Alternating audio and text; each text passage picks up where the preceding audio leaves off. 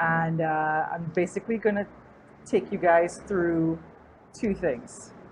I would like to start by, well, first of all, if anyone has any questions before we begin, more than happy to chat through. And the second, what I would really like to do though is reorient around the model and perhaps share my first client, like her case study and how we've used it. But we've actually used, I would say, the third portion of it, the communications and brand strategy part, the most. So the most important thing for me today is to provide value to all of you. So it's really important to just have a really good dialogue going and answer any of your questions and perhaps apply this to your fields particularly. You know, any challenges that you may be that are surfacing in your practice. Yeah, does that sound good? Sound like a plan?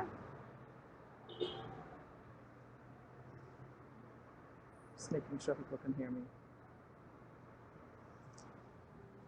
Okay, great, great. Thanks, guys. Okay, right. So as we heard yesterday, this model, the intention of it is to have an anti-fragile model for bio-inspired design. And I'll share a little bit about how it came to being and how I am intending to use it. So I observed when talking to people around the world, my biomimicry friends, as well as professionals here in my market who were essentially trying to combat what was in their own markets. And I decided, well, okay, if I'm going to do this, I need to look at people's needs and the clear gaps in the market, essentially, right? So that being said, it's very obvious what some of them are in my own market, which would be the sensitization around bio-inspired design and about life-centered design, generally speaking. And globally, what I could see more so was the communications and brand strategy portion of things being, there was a gap there. There was a gap there. I think I talked about it yesterday, which was this idea that the feasibility around some of the bio-inspired designs, it wasn't fully thought all the way through to market, especially if it was B2C, right? So I realized that there were some major gaps there and decided that, well, okay, if we're going to do this, what do these things look like together? What do they look like even as service offerings?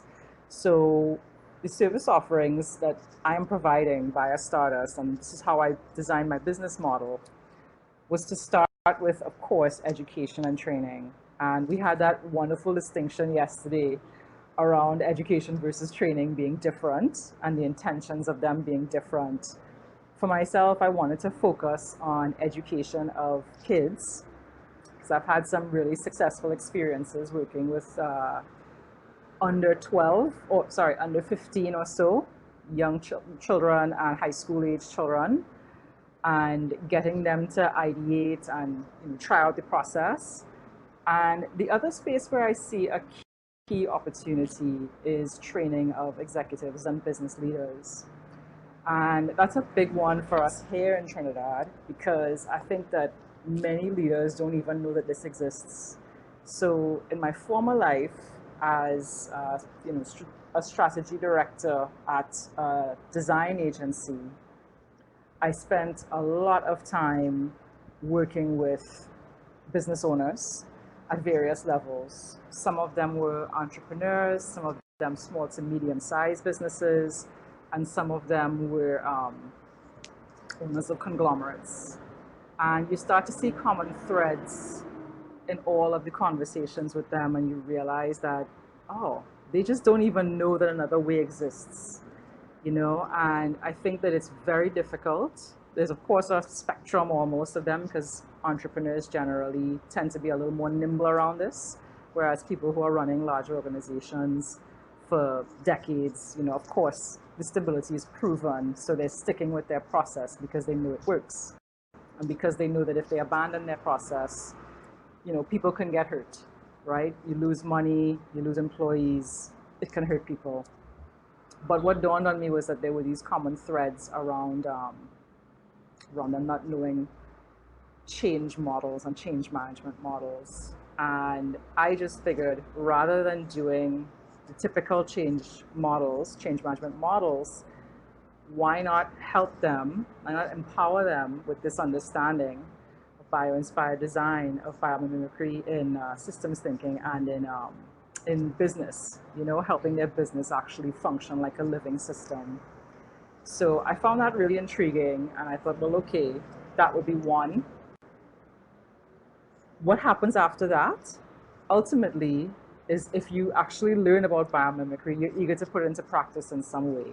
You're eager to put this into practice some way. And if you're not, for example, developing products, then you're managing your business, you're maybe selling services or whatever it is that you're doing.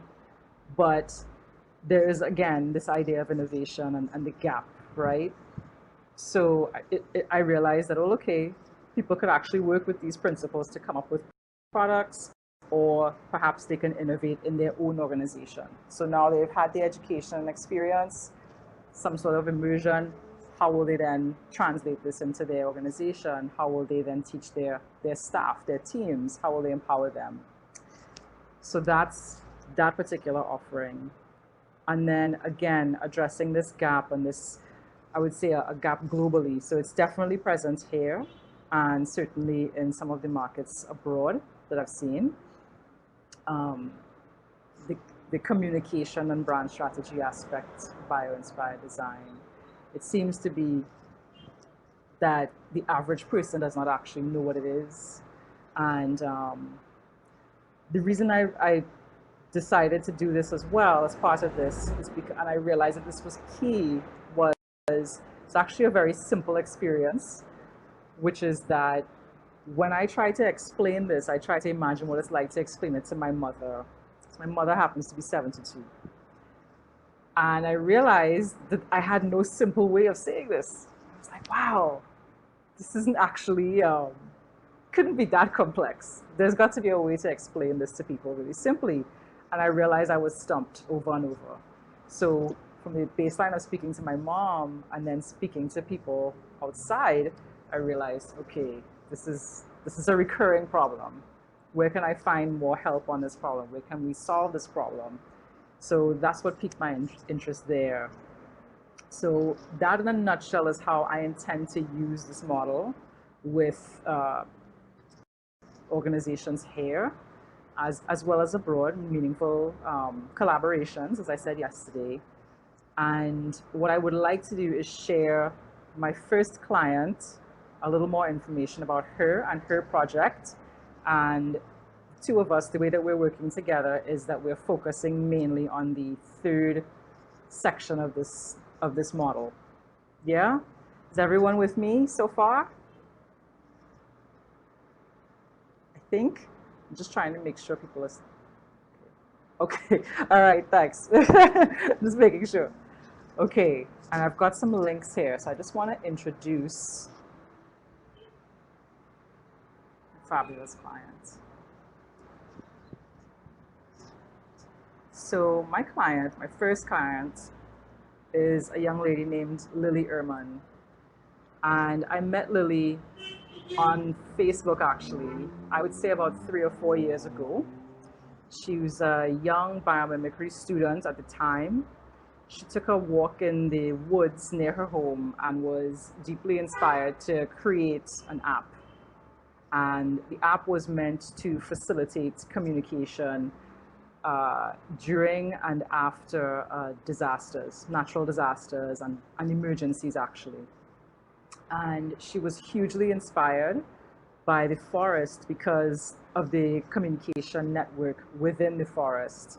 So a lot of the functionality that she was thinking of, she thought, oh, okay, well, it could follow the way that mycelia communicates, etc., etc. And when she actually became a student at ASU to do the biomimicry program, she ended up doing this for her thesis and her capstone project and investigating much, much more deeply. So in this instance, when I worked with Lily and in the collaboration that we currently have, right, as my client, she has already, obviously there's no need for me to train her in biomimicry. Like I could not possibly. If anything, I'm learning from her, right? And I certainly don't need to work with her on the life-centered design portion of it because she's ideated and iterated. She's actually worked with a programmer as well to actually suss out how the app itself will function and some of the features and functionality of it. But I think that the place where I added the most value for her and where we really were able to hash out the feasibility of it is that amplification section. So the communications and brand strategy section. And we're in the process of doing that now. So her project, so she in the process, in the timeline of us knowing each other, it started with the app. Then we had a good chat about, well, several chats about whether it was the app she was creating only or whether she wanted to do something more in depth, something broader, because she had other ideas and other things would pop up based on the relationships that she made. So she ended up founding this, Brilliant by Nature, which is a hub. And the application is now the first project or product being launched by the hub. So it's actively she's actively seeking funding at the moment. And we are now in the process of developing the app. So we're raising funds for that and also brand strategy and market strategy. And so I wanted to share a couple of things with you guys. For anyone who may be interested and so inclined to help out Lily and myself. So the name of the app is NeighborNet. And the brilliance about this app, the thing that is so interesting about it is that what she's done is she's abstracted the principles of the mycelia and I think it's mycorrhizal networks. I have my little notes here. And stress signaling and nurse shrubs. You can see a full breakdown of all the bio inspiration there on the site, on the Brilliant by Nature site under projects. And she's abstracted these into this app to share resources. So instead of just communicating with people the way that the current apps do, so you know how if you're in an emergency or there's a natural disaster, you're actually communicating about the particular disaster itself. It's this close, it's that close, this is the damage, etc. But the friction that she identified was the resource sharing. So, okay, we know that there's a disaster, but how soon can I get help? How soon can I get clothing? I've lost all my food, I have no potable water in my home. Is there anyone nearby who can help me? And she's managed to create this platform that will allow people to do that in their communities and, well, of course, adjacent communities, right? So that being said, we're now in the phase of collecting user data and collecting, market research to see what people's experiences have been with disaster and emergency apps or communication during those moments, and also just whether they've had difficulty in sharing. So if, say, for example, if you're a community member and you know that somebody 2 towns over has lost all their clothing or they're running for their life, right? You can actually communicate with that person directly rather than have to go through a state agency and various layers, right? So what I find fascinating about this is, first of all, you can't imagine what the disaster would be. I mean, look at what's happened with the forest fires and how that's been such an extended period. Some of my friends who live in that area and in some of the areas that were evacuated, I mean, they were running and being evacuated multiple times. They tried to move up and down the coast, and then eventually it was the whole coast. So imagine something like this at that scale, how much it could help people. Yeah. The second document that I put there, the link, the Google Doc link, is actually a link for if anyone feels inspired to share this with their own network. So if anyone would like to actually share this with someone, we're collecting as much market data as we can just to see what people's experiences have been, because that's going to dictate then how we go into the development process and, of course, the branding process. Are people actually able to get into the doc? Are people seeing this? Oh, gosh. Sorry, Steph. Yes, it's up to you guys. I mean, oh, okay, all right. So I'll make a note and I'll reach out to Lily about that. But the Google Doc is essentially going to help people. It's basically some boilerplate text for media. So essentially, if you're going to write or you're going to post on your social platform, it's just a list of things that you could say, right? And some text that you could then customize. And of course, our gratitude is in it as well. Elise. Yes, that's fantastic. Yeah. I don't know. Elise, you're in Bahamas or you told me you were in the UK? Just double check. Yes, UK. I think there was someone else from Bahamas yesterday. I was really curious about. Yeah. Yes, yes. The user testing. Yes, you can do that one step. Thank you. Yeah.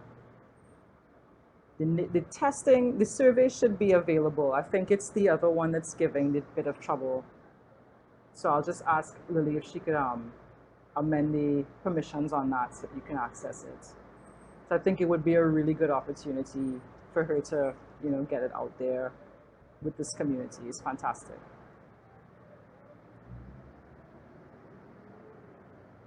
Yes. Okay, great. And there was something else I was going to say about NeighborNet. So so just getting back to the model. So everything we just talked about is in the research phase. So the research phase is going to be collecting data, getting a sense of what people actually want. One of the things that has shown up in the data that we could never expect, we could not have expected, was the unintended use of technology, right? And one of the unintended uses or unintentional uses of this technology is to help people in massive demonstrations, which we could not have predicted at all. But if you think about what's happening in the world and the number of movements that are happening, was really fascinating. Thanks, Alex. Yeah, exactly. Like we were stunned that people would actually say that, because these mass events now around the world too, not only in the US, because we actually had a peaceful demonstration here for BLM as well. So yeah, so I'm not familiar with Signal, Steph. Thank you. We, okay, for organizing around movements then.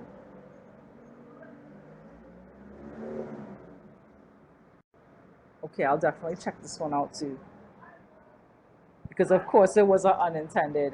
Oh, okay. I got you. I hear you. I hear you. Yeah, I could imagine. Gosh, I mean, yeah, it's terrifying. Wow. More private than WhatsApp. Isn't WhatsApp supposed to be encrypted? I mean, it's owned by Facebook, so I just don't know how much I believe about encryption. Exactly. Yeah, exactly. This is my sentiments, exactly. Yeah, right. So, yeah, so unintended use of technology is always a surprise. Interesting. So, that was one thing that we were dealing with as well, gathering data on. And then past the research phase, we're still going to be looking at how to edit the actual user interface itself, how to edit the functionalities as needed. If people specifically mention certain things, then definitely it'll be a win to develop those into the app functionality itself. Yeah, rather than just work with what we have. To get people signed up before events. I'm not sure. I'm not sure. I mean, the idea behind it was really around climate change and this increase in major climatic events that made people so vulnerable and so suddenly vulnerable. So I think the goal really is to do some form of campaigning most likely a digital campaign, and community level campaigns at the local authority level. So getting towns involved. Like I think that after this, we're actually going to try and test with a town. And yeah, start your pod now. Sorry. Yeah, essentially. Yeah, exactly. Exactly. I think people will be panicking, and there's it's a good question because there's this huge psychological and emotional component, you know. Thanks so much, Elise. That's great. Let me check this out. Just pop it in so that I can actually see it. Right, because COVID also presents a need for aid as well. Yeah, it's fantastic. Okay, great. Yeah, this is immense. But look at how this has become such a huge issue now. It's as if COVID and the mass movements have basically just increased the spread of this and just the scale of these types of issues. It's very clearly a need. Thank you, Amy. I'll check them out. Humanity.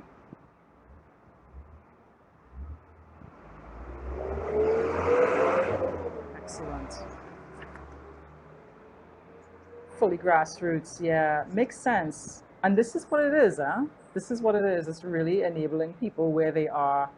And because what she discovered in her research was that the friction, because basically the technology, nature's technology was about eliminating friction. And the friction was always the government agencies. It was always not enough resources or allocation of the resources not happening quickly enough, communication maybe not happening quickly enough. And it's not to fault those agencies. I'm sure that they are working as hard as they can. So yeah, it was really looking at how to help them in a sense and help people get the resources that they need. Yeah, this is fantastic, guys. This is really awesome. This is really super helpful, and I could pass a lot of this on to Lily as well. Yeah, and then there's also, right, so a lot of what we talked about in that research phase is then going to dovetail into the strategize phase, which is developing her verbal and visual strategy. So typically, or at least in my experience, what I've done is conduct research at a scale as needed for the project, right? But then that then informs how the brand is developed, like how it actually looks, the colors that are used, of course, but also what type of symbols you use for the identity design. And then verbal branding would be, things like the core attributes, the value position of this brand, how it's communicated, the tone of voice, and then what's the most appropriate channels to then distribute it? What's the most appropriate way to actually get it out there into the world and get it adopted? And in the best case scenario, have it become a loved brand, which means that people won't just use it, but then they'll evangelize. They'll speak about it. They'll make sure everyone that they know has it too. They'll actually do a lot of the work for you. But the key to doing that is, see these processes here is really kind of front loading. So actually once you deploy and you send out your design, it should be doing the work of the education and training. It's sensitizing people to what bio-inspired design is, how it can function in everyday scenario, how it can solve problems, how it can impact their daily lives. An interesting thing is that right now we are, I wouldn't say debating, but we are back and forth with the idea of how much or how little we communicate that it's bio-inspired design. Really fascinating thing, because of course the messaging is about getting them help. So it's really looking at how that is balanced and how, the messaging for it is very clear. Awesome. Thank you, Marjan. WomenWhoCode.com. Awesome. Oh my gosh. Thank you, Marjan. Thank you. I'll put this as well, and be sure to send this to Lily. She's got someone on her team, her co-founder for Brilliant by nature. Yeah, Aaron. And I know that Aaron is spearheading the development process. So the way that we're working together is that Aaron is spearheading that process with her mainly, and then I'm spearheading more of the brand strategy and communications and marketing, because I think just the way that we're splitting resources and roles in that in developing it, because obviously it's a big project. You know, things like this can, yeah. I mean, the research phase, I would say, for the last app design and development I was involved in was easily 6 months. You know, so you have to always kind of consider how you spread out your resources, your human resources, in a way that's feasible and it's going to help it to work. So yeah, so we're currently, as I said, in the funding phase. She's actively looking for funding, and we are all developing as much research and data and strategy as we can so that this will launch successfully. So yeah, that's my first client project. Pretty excited about it, as you could tell. So yeah, so I mean that is in a nutshell how this model works, right? Um, and I think I spoke to how it would work in my market where people are perhaps less aware. I mean, it's quite transferable, I would imagine, to markets where there may be not enough of a baseline awareness around this work and how it can impact people's lives positively. So yeah, so that's that. Now, I'd love to hear some questions from you guys, or how we can apply this to your work, or just any scenarios that you have to share. Like, this was really always going to be a dialogue.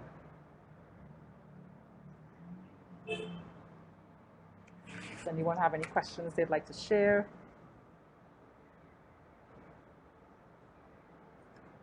Okay, thanks. Thank you, Steph. And of course, any gaps. People are seeing gaps in the model.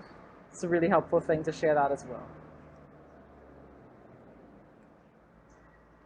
And opportunities too.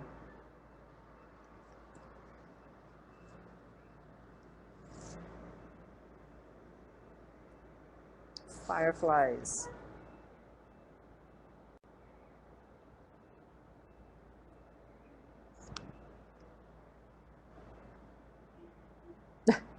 Thank you, Leon.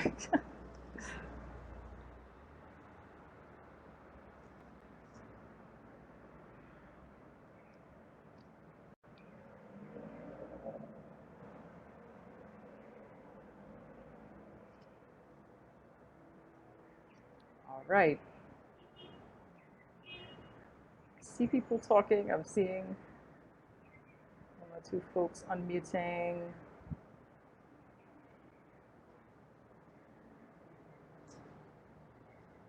Yes, difficult to explain things to your mom. Yes, yes, yes, exactly, exactly. Ah, thank you, Marjan. Thank you. Does our sound work now? Yes, someone's there. Hi. Oh, hi. This is Steph. Hi. Hi, Thanks for Steph. thank you so much for sharing all this with us and the beauty of everything you're bringing into the world. Um, Oh, thank you. Thank you. yeah, one thing I've noticed, I'm really excited about this because of obviously the clarity in your communications. Clearly, you're an expert at that. Um, when I work to overlay this on human-centered design, because that's a model that's like widely accepted now or adopted now, I should say.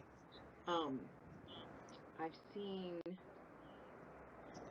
more and more movement for using human-centered design for complex social challenges, right? Beyond just bringing great products into the world, and that's really exciting. And uh, I kind of see bio-inspired design plugging in at a certain places within that human-centered design process, right? That initial discovery, discovering from nature, having a lot of utility. Um, then in the design, like if we're talking about discovery, define, design, and then Mm-hmm. deliver, in Mm-hmm. discovery and then design, interjecting bio-inspired design, I've noticed huge benefits in those places. What I see here in your model is much more clarity about how we need to help everybody in the room level up to be able to think differently about how they're approaching a problem, rather than going into, here's my assumption about, or brainstorming things that are known, rather than sort of asking about,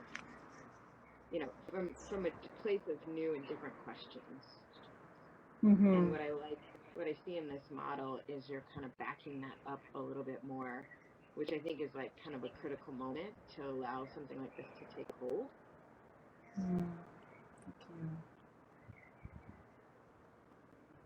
Thank you, Steph. Yeah, that's massive. Thank you. Are you finished? You had anything else? I didn't cut you off, did I? Oh, sorry, Brian. I didn't know you could hear me. Oh. Sometimes there's a delay. Sorry. Are you finished, Steph? I'll just respond. Yeah. Thank you. That is thank you so much for that. That is a huge observation. I mean, myself, I worked with the human-centered design model. I learned it through IDEO because I'm a designer by trade, right? And I became a design strategist. So IDEO and like those design thinking companies were, my comfort zone in that sense. And when I went on to study design management and work with those models, that was about embedding triple bottom line practices into business using creativity and design, right? And what I found with a lot of these models, and I guess where I have come to, right, in my own career and in my observation of it, is I knew I wanted life to be at the center. So originally when I did this, like the middle actually said life. And there was a question there around iteration being on there twice. I can't quite see who put it. Elise. But there's actually two directions that come out from that green dot. You finish the education and training, and then you move into life-centered design or bio-inspired design. And it's going the way that it's going because you can start either by scoping the problem and then applying a biological inspiration, right? And then iterating. Or you start with the inspiration from nature, So much like what you're saying, which is accessing a further set of inspiration in your discovery phase, right? And in your design phase. And so you could go either way. And what I realized was,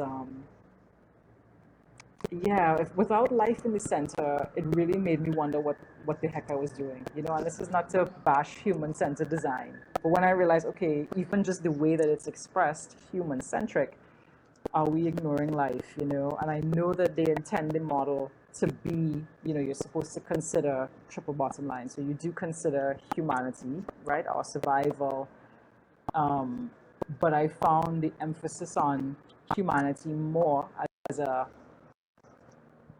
being within the system as opposed to part of the system. We are life as well. We are nature. It just took everything to this different level for me. So I guess that's where I'm coming from with this, and I do hope that it inspires designers. I was also trying to come up with something that I knew that people in my country would understand, and we have a really developed creative sector, and then everyone that works in anything that is sustainable or green or life-centric in this way, they're kind of off to the side, completely different. They're permaculturalists, they're organic farmers, they're, a lot of stuff around land use, but it's very divorced from the creative sector. And for good reason, there's not enough of a manufacturing and production sector to support innovations that might come out of the two. So of the two like coming together. And I think I know one industrial designer who very strongly will be inspired by nature, but it's more form. It's not function. Right. So, and I've seen that in a few different things too. You see it in fashion design, different types of design. But I think that there's as you said, a real opportunity there for different stakeholders to learn something new and to have new relationships and see the synergies to solve these problems. And the other reason that I centered it this way was I spent about past 2 years or so working in reforestation, tropical reforestation, and women's empowerment. And I just feel like the climate crisis, like we can't solve it fast enough. So like there's no more space, in my opinion, for anything that's around the environment or bioinspiration to be to the side. It does not sit well with me, simply because of the urgency. So yeah, so that's my take on it, and I really appreciate that you said that. Yeah, and there seems to be a mass a generational gap in that urgency. So the people who are still in power, right, the leadership in organizations, still, have greater concerns about things like the economy than younger generations who their greatest concern is, the climate crisis. And so what I see in this model is the ability to have, that toward the end, that's kind of addressing the immediate needs of the change work, right, through communications and brand strategy, and sort of easier to implement in the current paradigm. The front end is going to get us there, right, with education and training. Like, how do we level everybody up? And then that centerpiece, I feel, is so critical. Like, I feel the whole model is very critical as a call to action to current leadership to start working on thinking differently. Because every time I've worked, I'm formally trained as an industrial designer turned strategist turned Cool. educator and consultant. It always falls off if top leadership speaks to wanting innovation, but then when the rubber meets the road, everything is so risky to them, or they're so risk averse. So I feel like this so clearly communicates how to get both that top down and the bottom up approach in play all at the same time. So thank you for that. Wow. Thank you so much, Steph. Thank you. I see a lot of that here as well. There's definitely a generational gap. And I mean, we have a very traditional system informally. So it's very, it's thought that the youth should empower and whatnot. I'm kind of strangely in the middle. I've met some amazing people in their 20s. I'm in my late 30s. I consider myself young-ish. But when I see teenagers protesting, and I realize, okay, have we robbed them of their future? I mean, it just hits you in the gut. And I'm stunned by some of the decisions that top leadership make. I mean, it's true. Deeply risk averse at this point is just even more dangerous. You're not just endangering yourself anymore. You're not just endangering your organization even. There are all these stakeholders. So here's hoping. Yeah, just anyone else have a comment about what Steph and myself were just chatting through? I'll get back to the chat here. Thanks so much, guys. This is really great content. It's really rich conversation. Okay, Kurt, thank you. Check out this. Oh, I'm now seeing the volume issue. Is the volume issue sorted, everyone? Okay. More and more that biology and design are so tied together. The failure of biodesign stems from the lack of both design and biology education, let alone the synthesis of the two. Yeah, exactly, Alex. Yeah.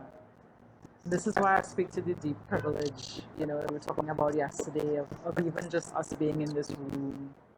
And when you think of what people are inheriting by their lack of awareness of this, it's as if we're signing up to do the same thing for another 30 years. This is why, and I really think that the communication that has to be accelerated, which was the impetus for having the communications feed straight into the energy and the education and training. My hope is that as more of these products and prototypes launch, then we spread it, that more people are aware and it becomes part of people's everyday language. I mean, there's this saying, I can't remember who said it, but there's this saying that great design is invisible until it fails, because ultimately the goal of design, the mark of success, is for it to become banal.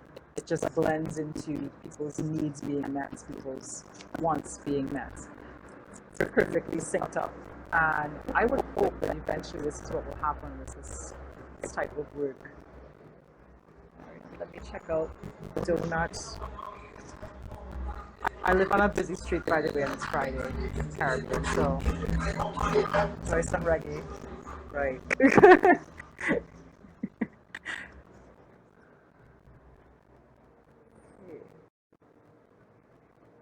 Yes, exactly, Brian. The speaker needs to advocate a tiny pilot project. Exactly.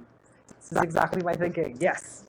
Yes. Because if you start with something small, so I'll give you a very wild example. I was having brunch with a girlfriend. She happens to work at the Ministry of Public Administration here. She's a communications officer.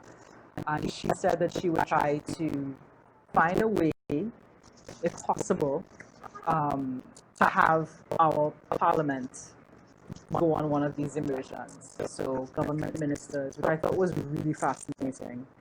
Because if they can actually experience this, because once you experience a biomimicry immersion, and I mean, there's no shortage of nature here, as I showed yesterday. There are some gorgeous sites to visit.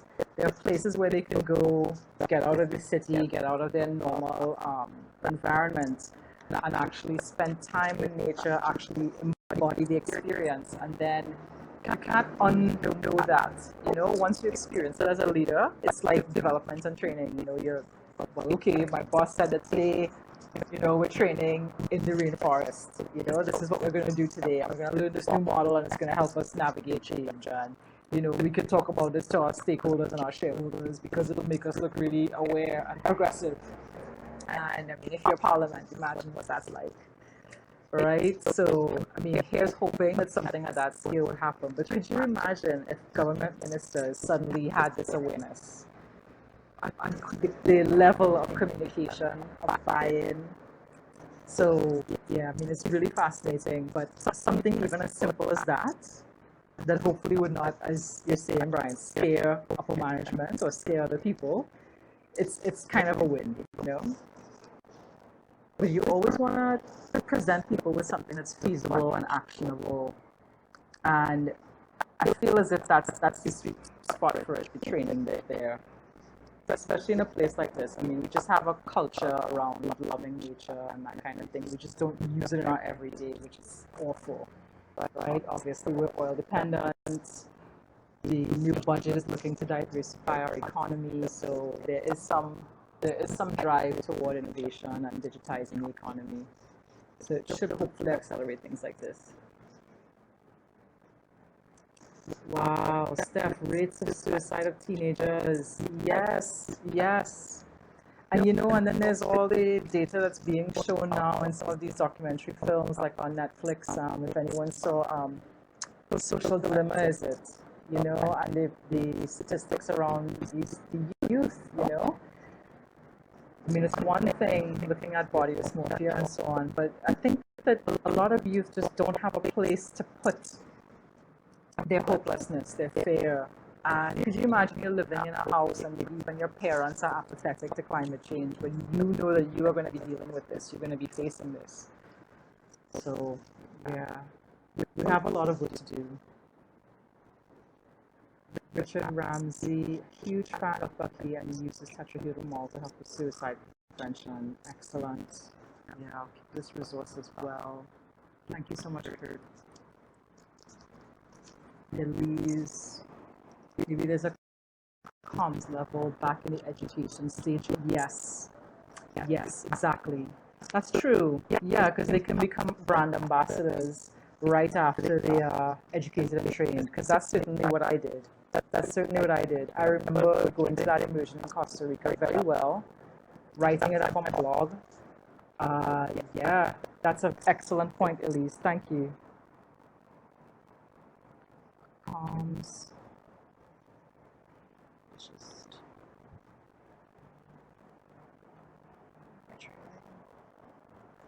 thank you.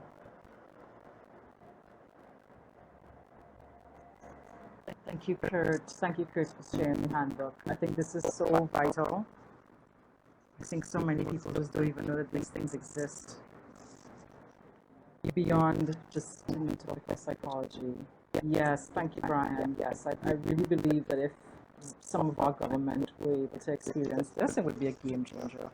Because right now, anything that's around sustainability, I mean, I wouldn't say it's pushed to the side as much as it's less a priority. So, for example, reading the new budget, the government's priority is around restoring prosperity, advancing prosperity. Of course, we're in a global recession, so essentially helping us make money and survive is going to be key. So their big thrust at the moment is to facilitate innovation by digitizing the economy. So that means government ministries, etc., will become more digital. And I think that they're trying to help with ease of business, because that has been definitely a hassle. In the 8 years I've lived here, I mean, it's pretty funny. Like, you end up going to the bank in person a lot, going to tax offices in person, paying someone to go there for you. I mean, yeah, it's pretty hysterical, the loss of resources when that stuff happens. Sound matters by Mike Edwards, creating soundscape experiences with leadership. Yes, fascinating. Tap into their lizard brain. Wow, check this out. Oh my gosh, thank you, Steph.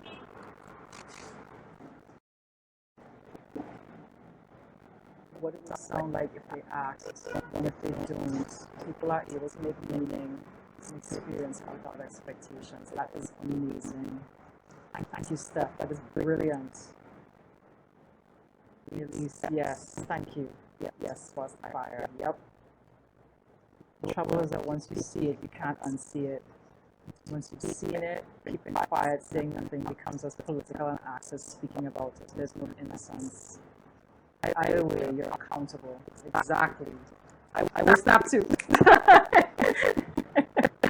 It's true. It's true. How do you go back from doing that, knowing what is happening, you know? Is there anyone else who had questions? I'm just looking at the time. I think that time. Oh, there's lots of time. Okay, great. Anyone else want to unmute themselves?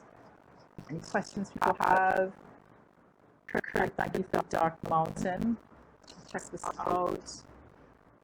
Oh, and the other thing I forgot to do completely was I meant to share contact information with all of you, actually. I'm just gonna paste a bunch of my handles and things into the chat as well, if anyone wants to be in touch.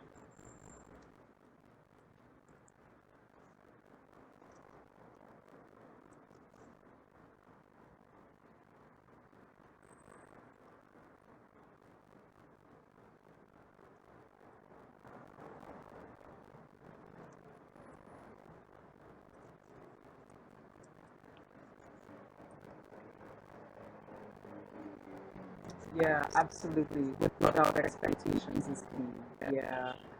I think that's the fun of this too, is you can have it be an experience, a lived experience, and just allow it to blossom. You know, I mean, when I did the Costa Rica immersion, I had no idea that it would turn into this.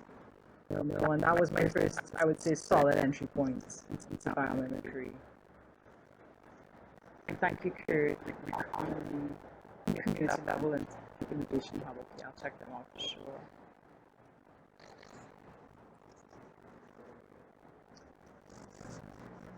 Yes, this moment is also a moment of global collective grief. Yep. And you know, there's a very real value to that. Like we have to grieve. We have to grieve. When you think of how many people have died, when you think of how many people have been impacted, yeah, I'm hoping it's a great rethink to do. I'm hoping it's the great rethink as well. I mean, so many of us are. Yeah, exactly, Kurt. Exactly. Brain can definitely be anti-fragile. I certainly think so. I hope so. Yeah, the grieving needs to happen, and the slowing down, and also just understanding that we can't go back to the world as it was, which I think is a very hard thing for many people to accept. That's my personal opinion. I don't think it's going to be the same when we come out of this at all.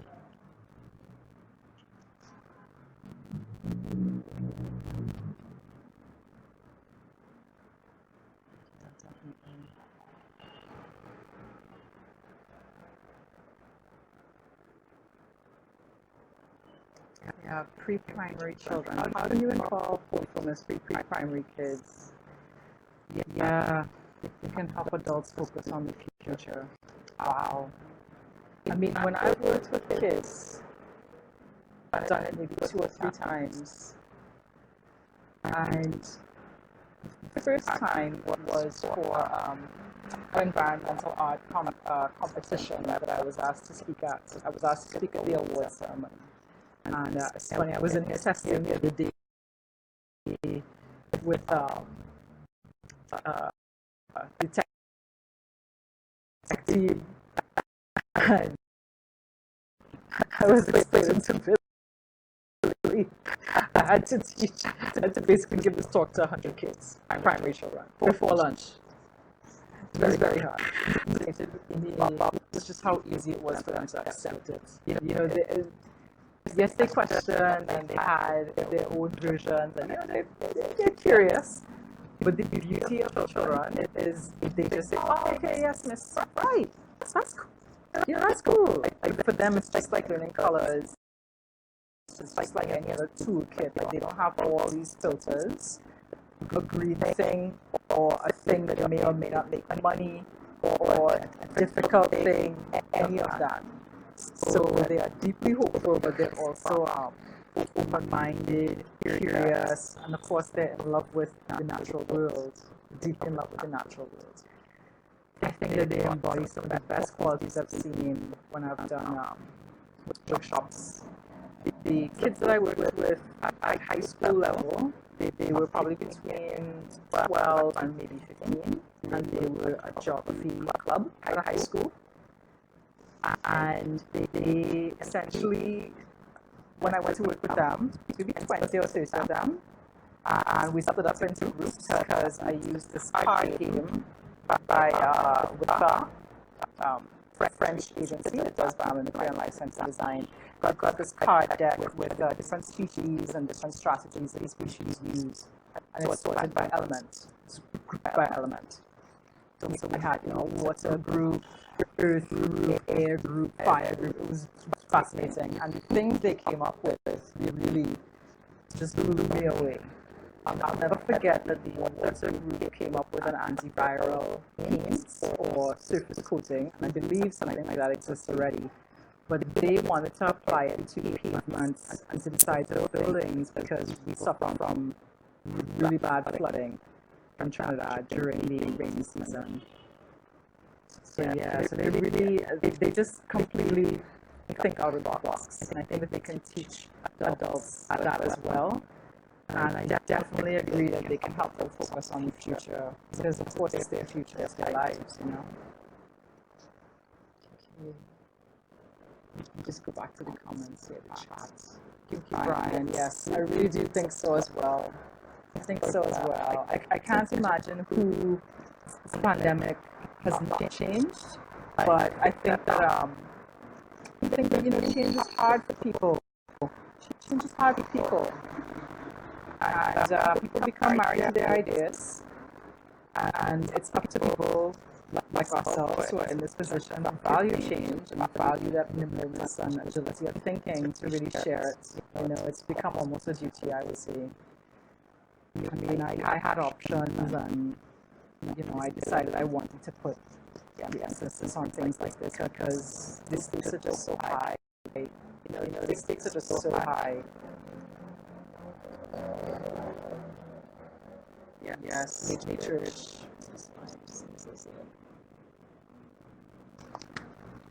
agree, Alex. Yeah, preschool is a great place to environmentally.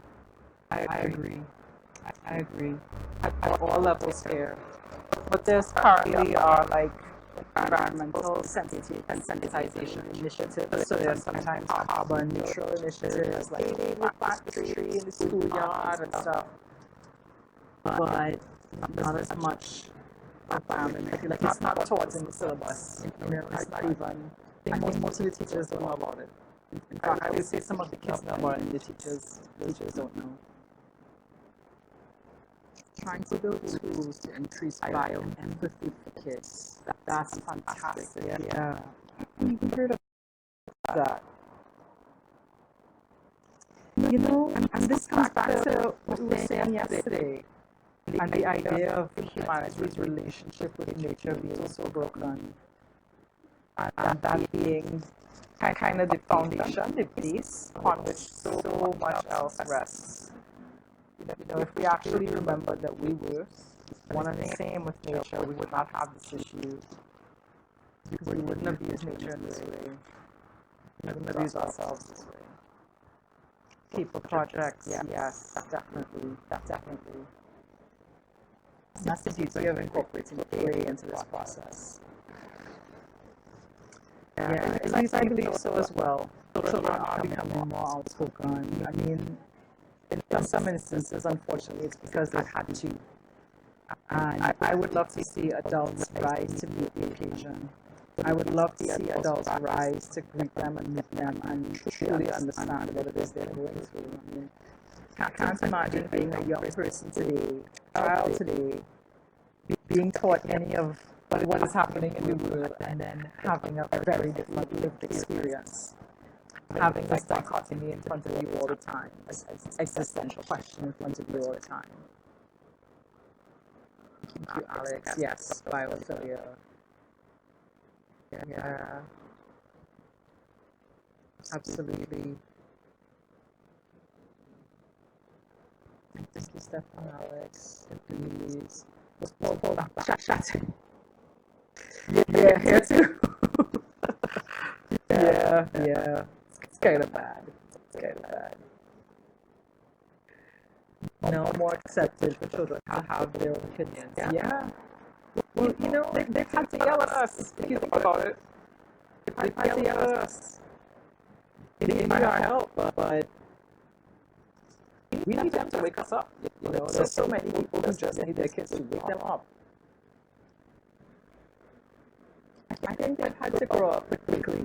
They've had to become like this in a way, you know? Yes, the card game. Let me get you the card game, Alex. Hang on.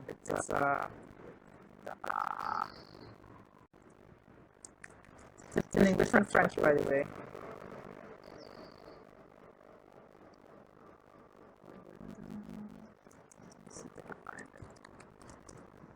One of the that I've come across, actually.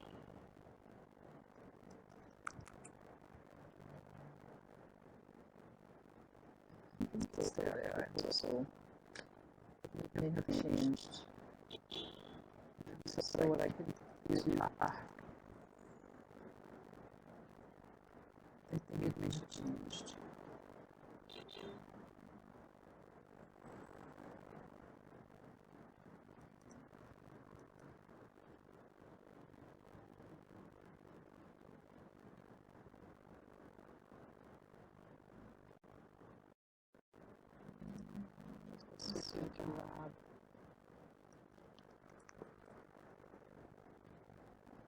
Yes, this will be lab.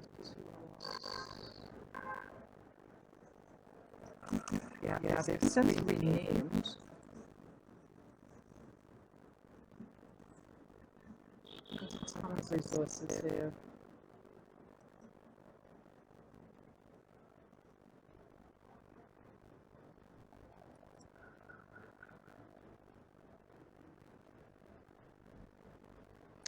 Yes, here we go. Okay, let me get this to you guys. This one.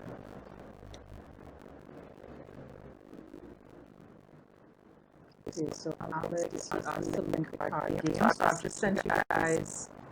So it's now been renamed to Circulab. right? But there's a toolbox there.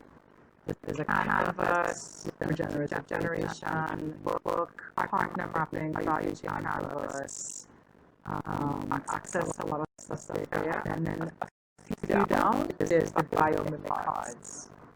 So be inspired by the superpowers of living ecosystems. Design with the biomimic cards to know more about biomimicry and create more sober products and services. I think it's a translation thing there. But probably more with products and services. But this is in French and English. Super helpful. I used them in English with a group of children. There's another card game that was really beautifully designed by IDEO. I wish I could put out that one. Those were really, I mean, I've had to use this because, like personally, I'm a visual learner, obviously. But I've had to do combination, especially when I'm with kids, right? These ideal ones. Ideal ones are done it. Like, I mean, of course, it's ideal, so they're really, really powerfully designed. So, actually, one of the plans I have, one of the plans for, if not later this year, next year, is to create a deck of cards as well. And to highlight some of these species here that are so unique and different, and really bring people into some of these odd ecosystems, kind of like a chili lake, these strange places that they're so rare, and the wildlife that exists there is so rare. So yeah, I mean, if anyone is curious about stuff like that, or if you haven't used the cards, honestly, it's phenomenal in the setting. They're very, very helpful and extremely helpful to use as well. It's very, very easy for them to just take sound bites and riff and brainstorm. And I haven't tried it out yet. I would guess it's similar. I've seen a couple of the people who are in my cohort in the Costa Rica version use it at sponsored events, like evening events, to bring awareness. And you might be having some lovely wine and that kind of thing, and you're having it at your table, that kind of thing. They give people cards to play with.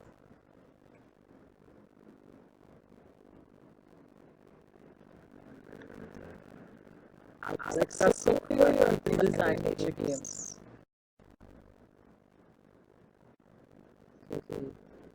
Yeah, that's definitely. Happy to see that. My map on antifragility. Yeah, that would be amazing. Gosh. Okay, like I'm sure for you. Yeah. Let's see if I can do this. Yep.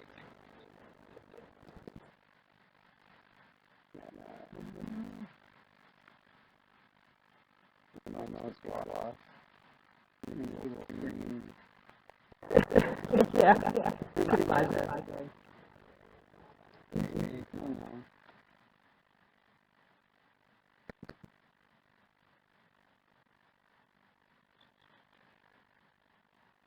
Yeah, I wish we had a way to.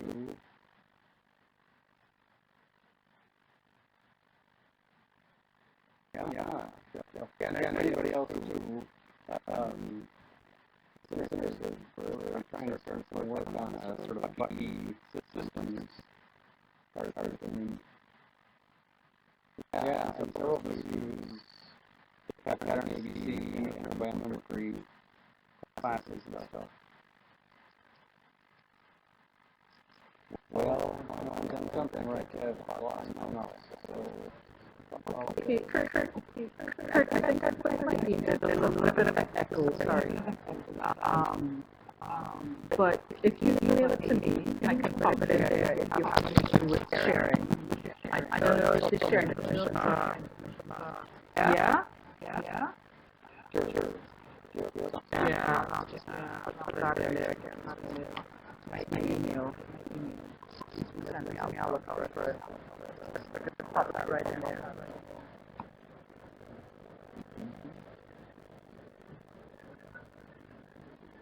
You're curious about that.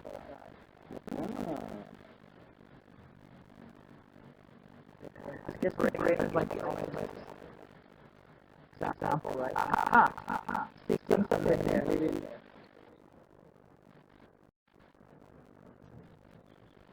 I don't know. Can you see it now? Nice. Fantastic. Okay. So I'll send it to anybody that wants. And sorry if there's a echo, but it's basically top right. You know, level book really talks about relatability first. That we don't try and detect it and can't really prevent it. Our cognitive biases are an example of how we're fragile. Antifragile. Basically, you can be more antifragile by taking things away, like medicine, food, and information makes sense. Small shocks are good for you. Changes in intensity, like if you exercise and chilling. Skip the night tags about plasticity. Strategy like meditation work, because a lot of them come down to above network and being able to connect out. Noise can be good. And then thinking fast and slow, that's the whole idea. You don't have to really what's going on, but thinking fast or slow, right? We have fast or rational and slower, intuitive, and meaningless, slide between the two. Okay, that was what I was going to say. Fantastic. Yeah. Anyone had like comments about this feedback? Sorry about the echo. About this feedback?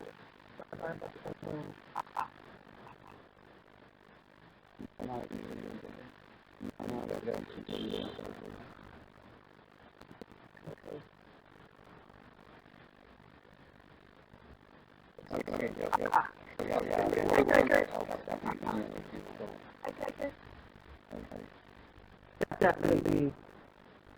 Anyone have comments about the model? Like I was looking at what they think about that.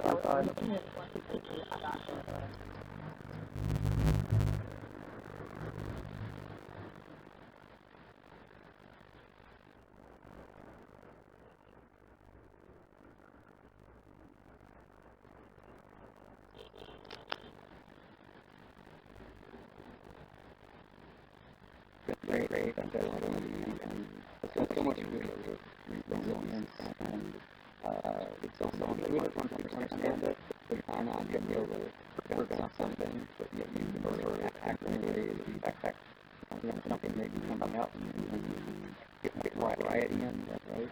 So I think it's a very powerful combination of something that can see that. I think I think it's so necessary, you know. I mean, when you think of what we do also, with fragility of it, the fragility of you. Yeah, the fragility part of it, I guess it really struck me when I realized that changes with social again. Yeah. Yeah, what really struck me, and I guess why I ended up gravitating towards antifragility was because I just saw so many good inventions, so many good ideas on non-nuclear kits, and literally, you know, and I think I don't think it is always an intrinsically a market thing. I don't think it's even already in the market. I think sometimes leaders and people who would work with people who create these prototypes, inventions, I think they just be lacking a simple skill set at the beginning, which has to do with feasibility. You know, and if you can get going and talk about feasibility of something like of it after it leaves your canvas wherever you're developing it, right? Yeah, you just it's a game changer because then you're not just thinking about it, but you're thinking about the whole perpetuity of it as well. I would say designing perpetuity. Nothing but I could bring in though. Like I'm lighting models because it's too cool. It's too cool. Okay, let's see. Like Diva's designer, excellent. Nature. Okay. Yeah. Look at that one. Yeah, I think maybe I'll attend the extra as well. Good education one. with that. Technology. I have time to so and then right review what comes by the huge. Yes, exactly. By designing what you're trying to make financial sense. Exactly. So much. Yeah, those. It's a generational barrier. Yeah.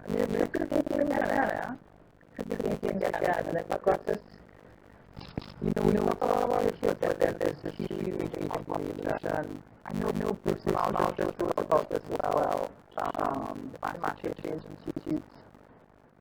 I think so. There's that area, and they I think it's called engaging the book. But it's specifically on reimagining, engaging, and clear, but also adapting thing and the cross-generational communication standard is very big. Yeah. I like the idea of framing it as a generational barrier. So, yeah, if anybody down for that, I'm down. I'm looking programming on money into the future. That sounds fantastic. I was looking for about that. Yeah. Business vibes.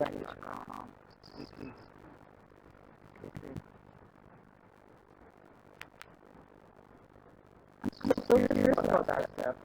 Wow. I'm pretty proud I can chat with you come here.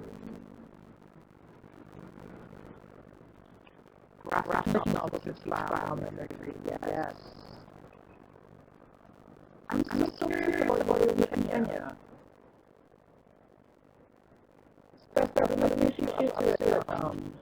Did you share a little more or need to share about your experience with what I see in Kenya? Sure, I'm happy to share a bit. Thank you. Can you guys hear me? Yes, I can hear you. One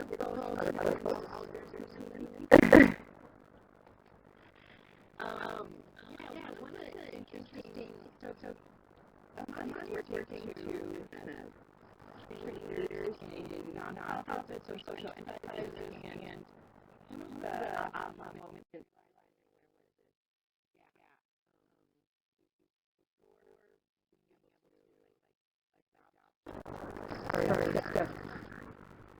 Sorry, just very quiet. We missed a little bit. Could you start that again? One of the things that on my mind is going on. Okay, sorry, is that better? Yeah, perfect, thank you. Okay.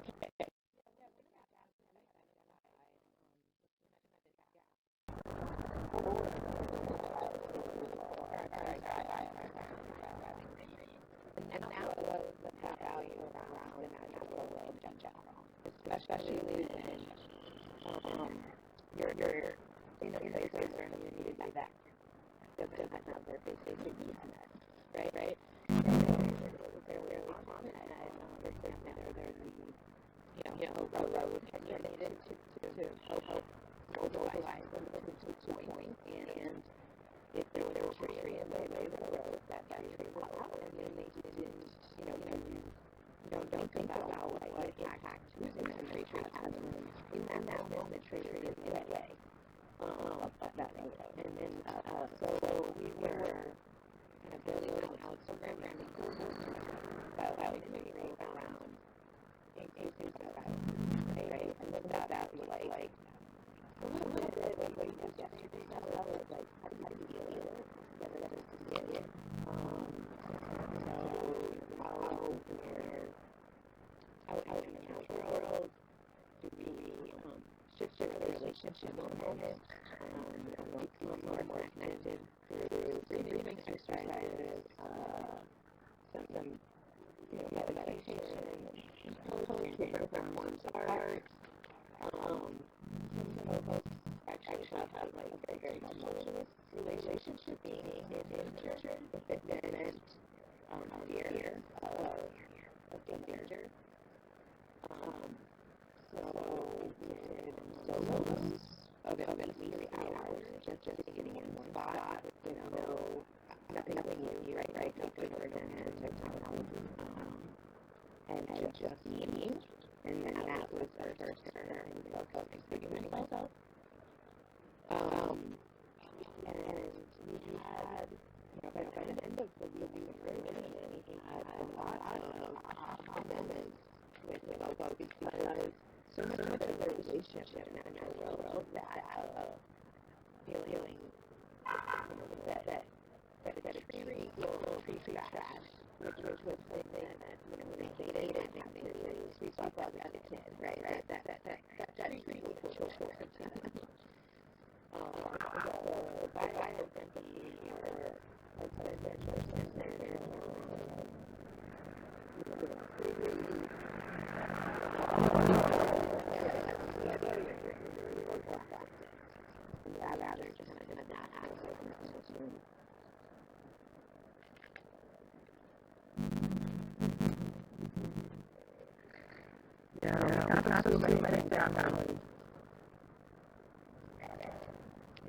study some before that's you think about that education and training portion of the model would include the empathy development and then communications of it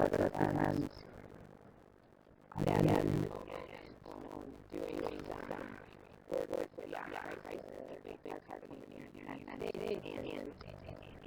wanted to integrate that into their education and they had such their culture that around colors. So they were identifying going in a covered pathway when they're half year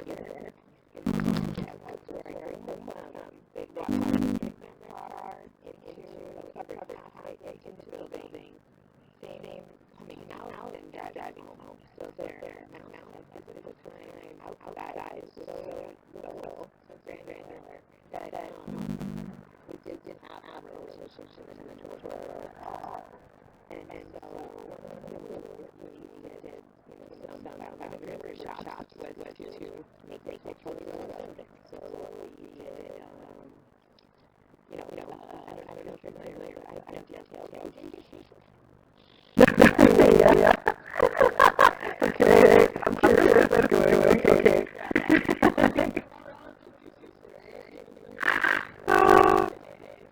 Because I'm from Michigan, it's a cultural thing, right? So you go to that back of the truck bed down and road here on the hang out and your truck. It's kind of cool. Yeah. So I like talking about the workshop and tailgating and drinking beer, right? To integrate inspiration, like a fun inspiration from nature. That's true. Talk about living here, talk about rapid talking about beer.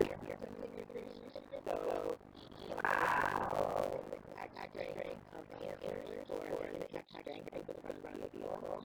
So it was just really relevant, cultural relevant dishes. They were uncomfortable with, honestly, way. I know it's not that going well. I actually had engineers who were there for 50 years. They why would with low engineers, let's that. And I'm too loud. I'm like, you know where that is. Wow.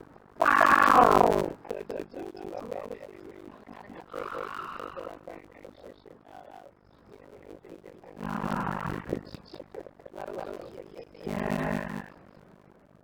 I was that like even that 10 years or less. Oh yeah, last 10 years, sure, yeah. That's everything. So hard. So hard. I mean, I totally get it though.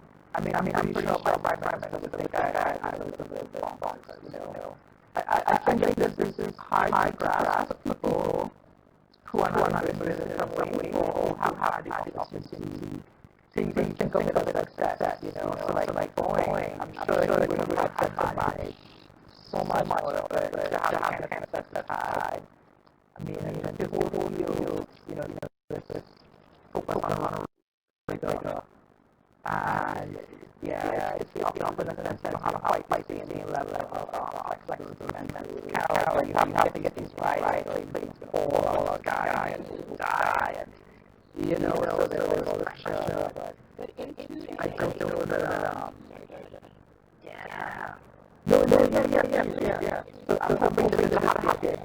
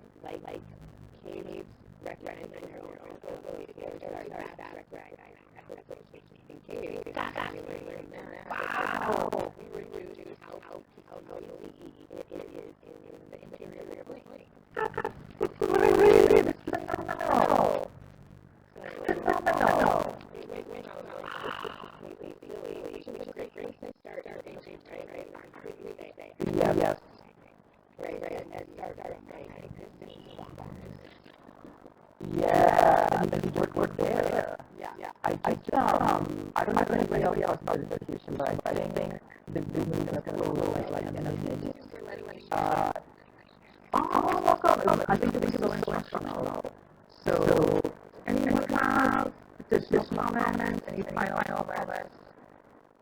Really appreciate the guys. Like the past hour and a half of I was just like so cool. Thank you, Brian. Thank you. Thank you so much.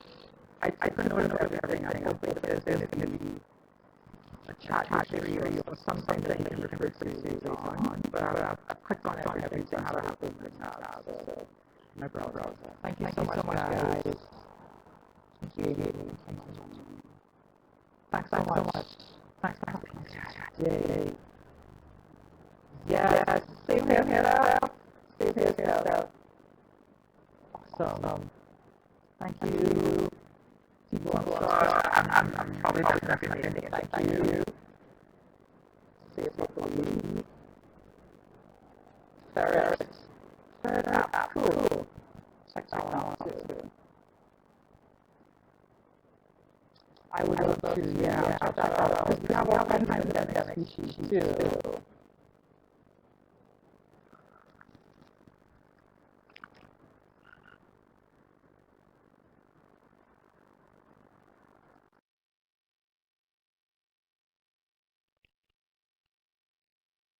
Hey everybody, hopefully your breakout session was good and fruitful conversation. So we're actually going to be doing one break for the next hour. After that, we